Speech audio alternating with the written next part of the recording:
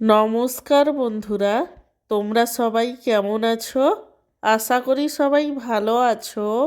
আমার চ্যানেলে তোমাদের সবাইকে স্বাগত জানাই। আজকে আমার লাঞ্চের থালিতে কি কি মেনু আছে তারই ভিডিও তোমাদের সাথে শেয়ার করব। আজকে আমার লাঞ্চের থালিতে রয়েছে গরম গরম সাদা ভাত, তার সঙ্গে রয়েছে বাঁধাকপির বড়া ভাজা, আলুর চাকা ভাজা, কাঁচা পেঁয়াজ এবং শুকনো লঙ্কা বাটা দিয়ে এই আলু ভাজাগুলো বানানো হয়েছিল।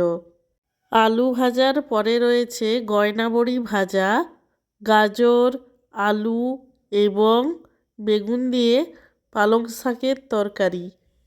সব শেষে রয়েছে এক বাটি দেশি মুরগির মাংসের ঝোল, যেটা আলু দিয়ে বানানো হয়েছিল এবং লাল লাল করে বানানো হয়েছিল। আমার আজকের এই লাঞ্চের থালির ভিডিওটি তোমাদের কেমন লাগলো সেটা কমেন্ট করে জানিও। আর ভিডিওটিতে লাইক দিতে এবং চ্যানেলটিকে সাবস্ক্রাইব করতে একদমই ভুলো না।